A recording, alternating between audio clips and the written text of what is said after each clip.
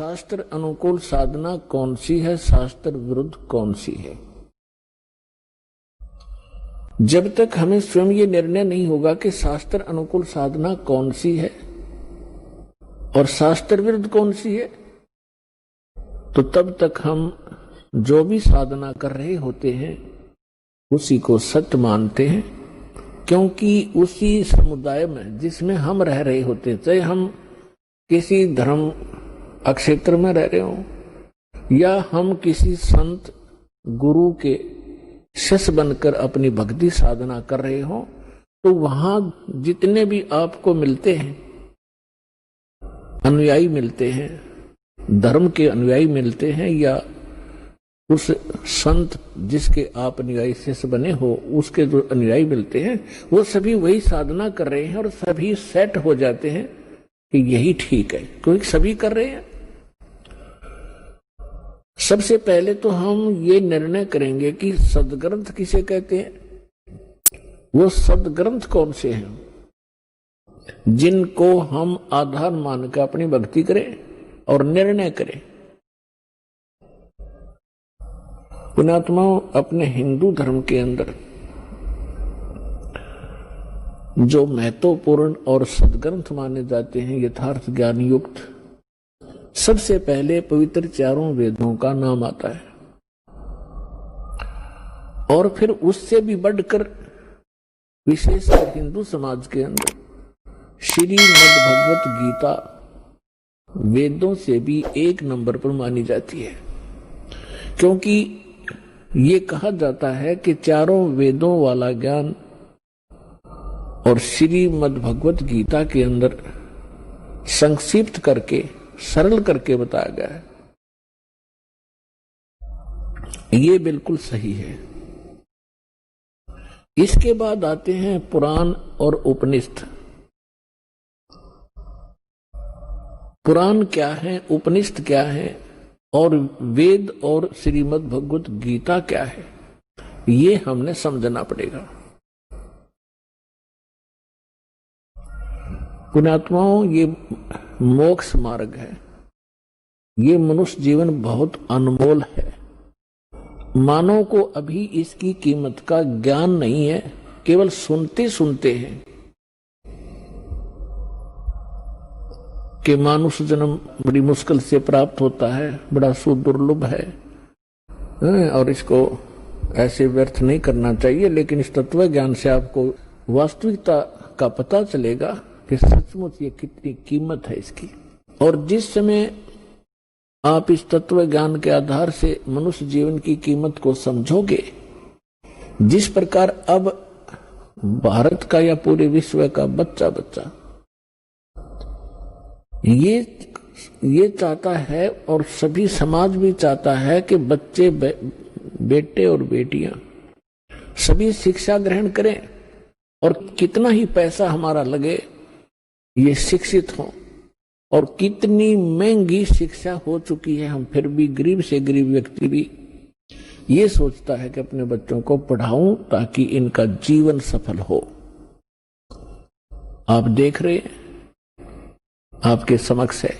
और दास ने वो जमाना देखा है जिसमें इस पढ़ाई की कोई कीमत नहीं थी, वैल्यू नहीं थी, और घर से धक्के तो पकड़ टीचर लाया करते छोटे बालकों को, उनके घर वालों को समझा बुझा के। तो वो समय भी देखा था, क्योंकि उस समय इस शिक्षा की महिमा का, शिक्षा के गुण का ज्ञान नहीं था। और फिर इस जो भौतिकवाद में ज्ञान हुआ, अब पता चला कि बच्चा शिक्षित हुआ, बड़ा अधिकारी बन गया या कोई कर्मचारी बन गया, उसका ठीक गुजारा हो गया, तो सभी ने स्पीड पकड़ दी और सभी शिक्षित हुए। अब परमात्मा की लीला को आप धीरे धीरे समझोगे। ये सारी लीला करी कबीर भगवान ने, इस परमेश्वर ने, कि एक बार मेरे बच्चे अक्षर ज्ञान युक्त हो जा। और आप देख रहे हैं, क्योंकि दास का तो इस मार्ग में सारा विचार इधर रहता है। सन 1994 में दास को दीक्षा देने का आदेश प्राप्त हुआ था पूज्य गुरुदेव जी से। तब तक ये कोई मीडिया विशेष नहीं था। ऑडियो कैसेट होती थी, बस यहीं तक सीमित थे। अब देखते ही देखते कमाल कर दिया, कितने अच्छे इलेक्ट्रॉनिक चैनल बन गए, मोबाइल बन गए कितनी अच्छी क्वालिटी के, जिसमें चिप डाल लो, 100 घंटे का सत्संग, 50 घंटे की फिल्म, परमात्मा की सीडी यानी सत्संग की। देखो कहीं बैठ के डीवीडी बन गई, सीडी बन गई, सीडी प्लेयर बनवा दिए दाता ने। तो पुण्यात्माओं, जो दास कहना चाह रहा है कि आपने जिस प्रकार शिक्षा में अपना समर्पण किया, बच्चों को फ्री भी छोड़ दिया, 15-20 वर्ष के बच्चे तुम पढ़ो और खूब धन भी लगाते हो और समय भी पूरा देते हो, किस लिए? एक 2 रोटी के लिए। और जितने बच्चे आज पढ़ रहे हैं, जिनमें से 2% ही सरकारी नौकरी ग्रहण करेंगे, 98% वो फिर वही काम करेंगे जो हमारे दादे परदादे परंपरागत करते आ रहे थे। अब इसका फायदा हमें ये हुआ कि हम शिक्षित कर दिए दाता ने, और अब शिक्षित हुए तो भगवान पहचानेंगे। तो इसी प्रकार जब आपको इस परमात्मा की भक्ति और मोक्ष की कीमत का पता चलेगा, आप सभी बुद्धिमान व्यक्ति हैं, आज वर्ल्ड के कोई बालक नहीं है, आप सभी का एकदम ऐसा यू टर्न होगा। अब आप भक्ति की तरफ, परमात्मा की तरफ, बच्चा बच्चा भक्ति करेगा, सबके हाथ में माला होगी, जेब में मोबाइल होगा, तो परमात्मा की चर्चा ही चलेगी। ये बकवाद बंद हो जाएंगी जो जिनके लिए इसको प्रयोग किया जाता है। तो दास प्रार्थना ये करना चाहता है कि आप जी, दास जो आपको गॉड गिवन स्पिरिचुअल नॉलेज बता रहा है, प्रभु दत्त परमेश्वर ने अपने मुख कमल से जो तत्व ज्ञान बोला है, वो तत्व ज्ञान अभी तक छुपा हुआ था, परमात्मा का आदेश था। जिन महापुरुषों को परमात्मा ने अपने गवाह बनाया, साक्षात्कार किया, जिन महापुरुषों ने परमेश्वर का सचखंड देखा, जहां हम रहा करते थे, जहां से आत्मा सारी की सारी जहां से आई है, जहां हम कितने सुखी थे, ना मृत्यु थी ना वृद्धावस्था थी, युवा शरीर रहता था, किसी चीज का अभाव नहीं था, कोई गर्मी और सर्दी वहां नहीं थी, बहुत सुंदर वातावरण है। तो हम वहां रहा करते और उस सुख को हम छोड़कर यहां अगर काल ने हमारी बुद्धि इतनी जकड़ दी कि सब कुछ भुला दिया। हमने पिछले जन्म का नहीं पता हम कहां थे, कैसे थे, ऐसी मिट्टी डाल देता हमारी बुद्धि के ऊपर। ये परमेश्वर ने आकर के हमें बताया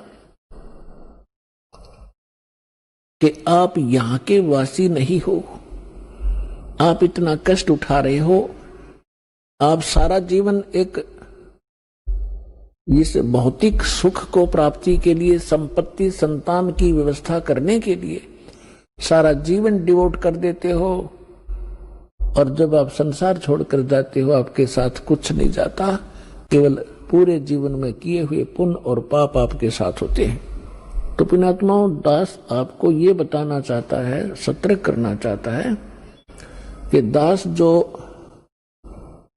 आपको ज्ञान सुना रहा है, इसको बहुत ही सावधानी से सुनो और विशेष कसक से सुनो, क्योंकि जैसे बच्चा टीचर के पास पढ़ने जाता है, ट्यूशन भी लगवाता है, क्लास में भी अपना जो शिक्षा दी जाती है उसको भी ग्रहण करता है, और 1 वर्ष लगा रहता है जब जाकर उस सिलेबस को कवर कर पाता है, और फिर 20 वर्ष तक वो पढ़कर 2 रोटी के निर्वाह के लिए उद्देश्य रखकर वो इतना कुछ समय व्यतीत करता है। और अब हम क्या उद्देश्य रखेंगे?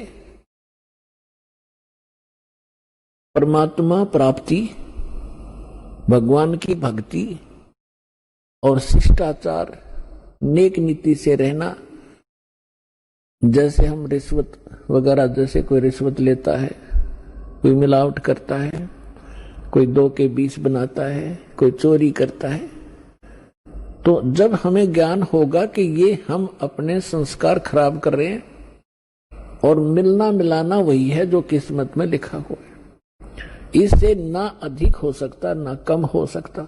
यदि हम 2-5 करके कोई 2-4 लाख रुपये की मार लिया, हाथ दाव लगा लिया अपनी नकली सूझबूझ, तो फिर ऐसा झटका लगेगा मनमाने कोई चोरी हो जा या कोई बालक बीमार हो जा, 2-3 लाख रुपये भी लग जाए और बच्चा भी मर जाता है, तो वो पैसा तो रहा नहीं, वो पाप कर्म ज्यों के त्यों रह गए जो उस पैसे को कमाने के लिए वो तगड़मबाजी करी थी।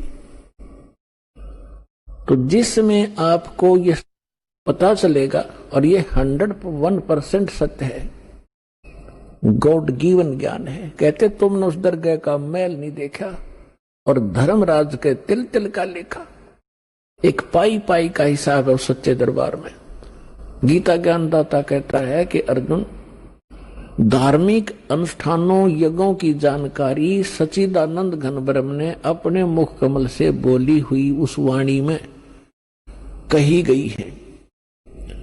परमेश्वर स्वयं आता है अपने निज स्थान सतलोक से हमें ज्ञान देने के लिए, और वो एक लीला करता है कवियों की तरह, पद्य भाग में लोकोक्तियों के माध्यम से, दोहों के माध्यम से, शब्दावलियों के माध्यम से वो अपनी जानकारी यथार्थ अध्यात्म मार्ग देता है। उसको तत्व ज्ञान कहते हैं, उसको सच्चिदानंद घन ब्रह्म की वाणी कहते हैं, उसको कबीर वाणी कहते हैं।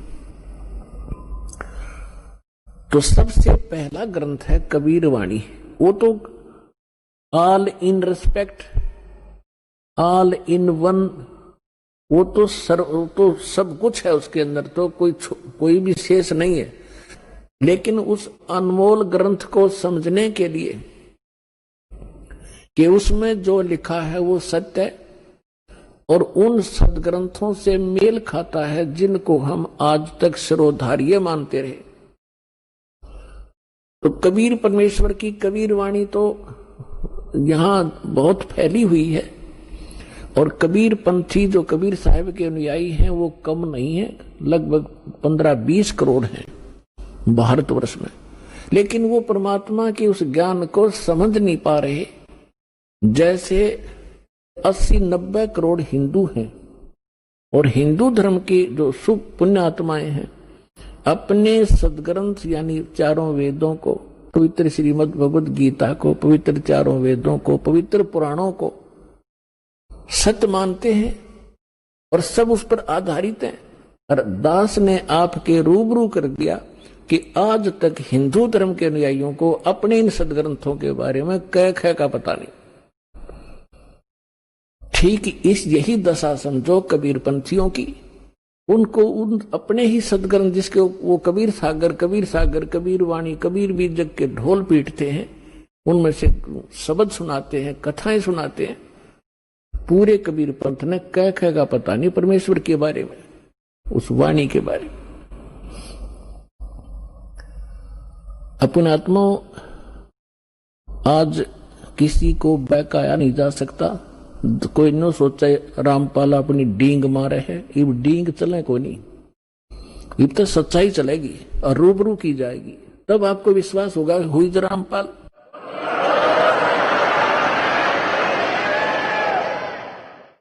तब आपको विश्वास होगा कि हुई रामपाल। कौन है ये रामपाल? जैसे परमात्मा आए थे, उसको एक धानक जुलाहा और एक गरीब आदमी समझ के कवि गीत गाता फिरे, ऐसे बकवास करके उसको रिजेक्ट कर दिया था। वो समय चला गया।